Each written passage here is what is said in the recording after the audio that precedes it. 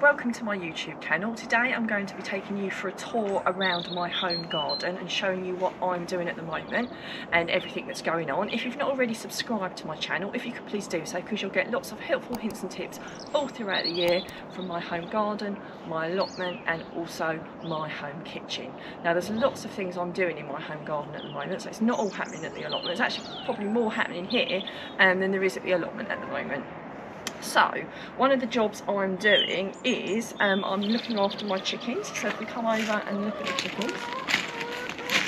Now this time of year it can be particularly wet and muddy, so something I often do when it gets like that, I get a big bale of straw. Now it's far more economical to buy a big bale of straw which just fits in the back of my Mini to bring back. You pay like less than a fiver, whereas if you buy those little bundles you'd pay that for a single one. So it's a really good way of stopping them from getting too wet and soggy, and also it's really good fun for them to pull it apart as well. So one thing to bear in mind is to make sure you obviously keep them well fed. At the moment we have this kind of like makeshift cover because this time of year in particular, with all the rain comes down and it makes all the feed soggy, so that works really well to keep the feed dry. And we often take it in at night as well because of obviously there's a lot of vermin around and you don't want to encourage them, so that's a top tip. So make sure it's your chickens eating their food and not something else. Something else, because it's particularly frosty at the moment, always keep a check of their water.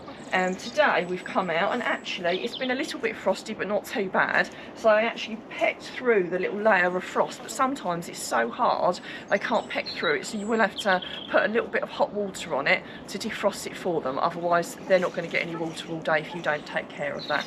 Let's have a look to see whether they're laying. Now despite my chickens being a couple of years old and it being quite cold, I actually thought they'd probably stop laying, but we've been getting a few, so let's see whether we've got anything this morning. As we come round, let's have a quick look. We've got these little hatches. My husband made this ourselves from reclaimed wood, and we've had it for, gosh, probably about 10 years now. So you don't have to make them yourself. If you do get the opportunity to get some reclaimed wood and your husband's a keen carpenter, then it's really useful.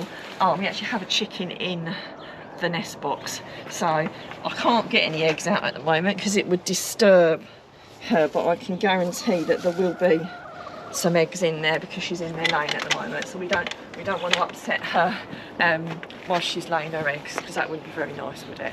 So but at least I know I'm going to get one egg today if nothing else. So as we come over, got my greenhouse here. So a job you can be doing at the moment is cleaning out your greenhouse and washing out all the pots that you've got.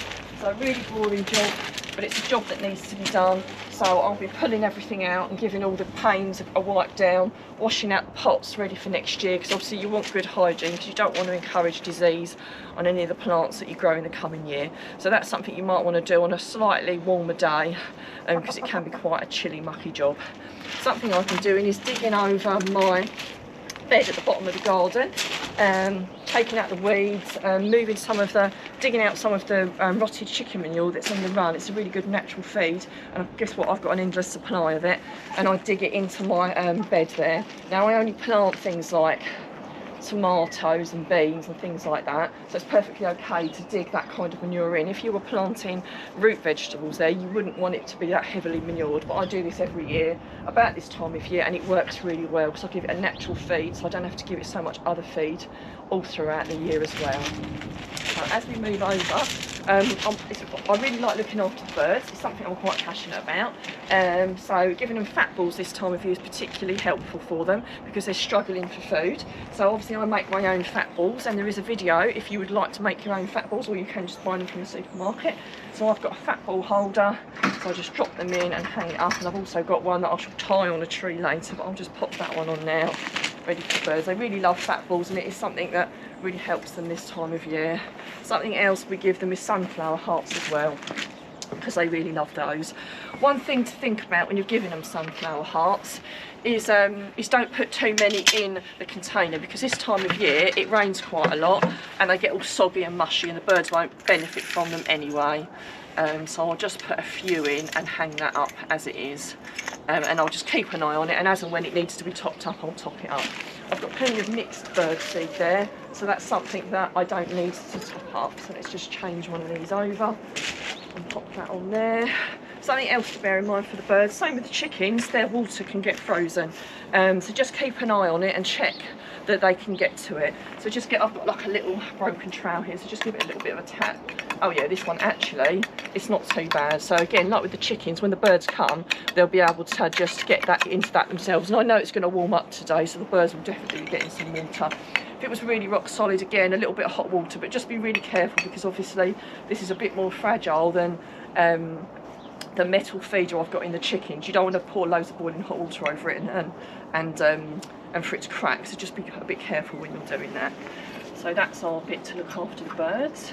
So nice to encourage the birds into the garden this time of year when they're particularly struggling.